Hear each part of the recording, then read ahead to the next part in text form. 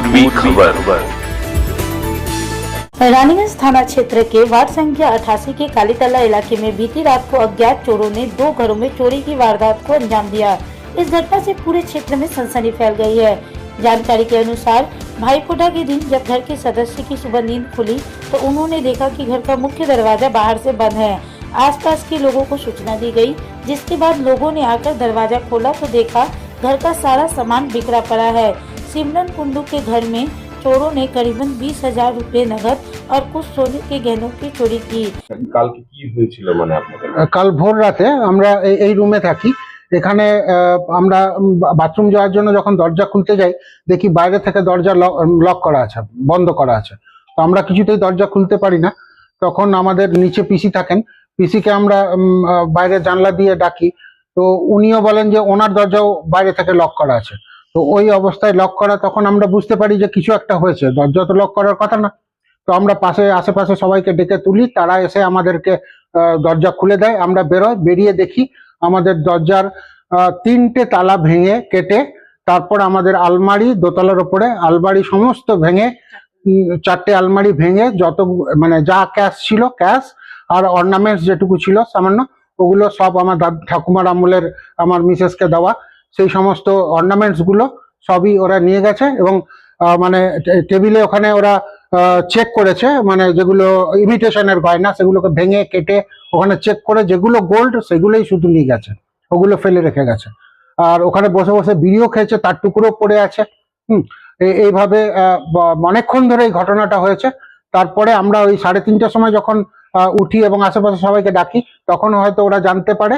তো তখন আমরা উঠে যে দেখছি আলমারির কাছে একটা আড়ি রাখা রয়েছে, সেটা দিয়ে ওরা একটা আলমারি লাস্ট কাটার চেষ্টা করছিল হয়তো।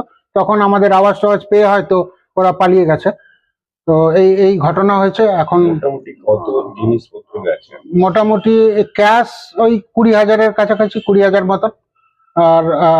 আর অর্নামেন্টস কিছু দুল আর কি বালা, একটা হার, আংটি এসব গেছে। তো মোটামুটি কতটা ওয়েট ছিল ওরকম ভাবে অ্যাকচুয়ালি আমরা বলতে পারবো না। তো এরকম টুকটাক চলে গেছে। ওই বিয়েতে মা গিফট দিয়েছিল সেইগুলো সব। তো মানে প্রশাসন থেকে, পুলিশ থেকে? হ্যাঁ, আমরা সকালেই 100 ডায়ালে ফোন করেছিলাম। তারপরে ওনারা আমাদের থানায় যেতে বলেন। থানায় গিয়ে আমরা কমপ্লেন করি। ওখান থেকে পুলিশ এসছিলেন, অফিসাররা এসছিলেন, এসে সমস্ত দেখে গেছেন, ছবি তুলে নিয়ে গেছেন, ভাঙা তালাগুলো নিয়ে গেছেন ওনারা, আড়িটা নিয়ে গেছেন। এগুলো ওনারা এসছিলেন, আমাদেরকে আবার সকালে যেতে বলেছেন। এটা কোন জায়গা? এটা হচ্ছে ডালপটি মোড়ের কাছে কালীতলা, কালী মন্দিরের ঠিক পেছনে, বন্ধন ব্যাংকের গলিতে আমার বাড়ি। আপনার নাম, পরিচয়? আমার নাম সমীরণ কুন্ডু। আমি এখানে আমি জন্ম থেকে এখানেই থাকি। আমি রতিবাটি হিন্দি হাই স্কুলের ক্লার্ক। আমার মিসেস শ্যামলী মন্ডল কুন্ডু ও বক্তানগর হাই স্কুলের ক্লার্ক।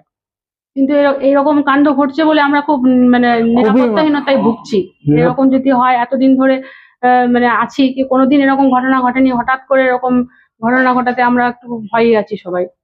মানে কি মনে হচ্ছে এরা কি মানে কি ইয়ে করতে এসেছিল এদের থেকে?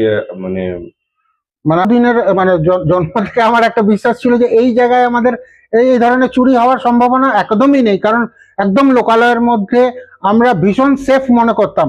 কিন্তু আজ যেভাবে এসে একটা তাণ্ডব চালিয়ে গেছে আমার মানে বাড়িতে, তো মানে আমরা বাড়িতে থাকাকালীন, তাহলে তো আমরা বাইরে গেলে কি হবে তো আমি ইয়ে করতে পারছি না, ভাবতেই পারছি না।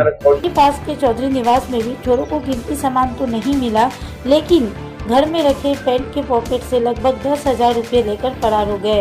घटना की जानकारी तुरंत रानीगंज थाने पुलिस को दी गई।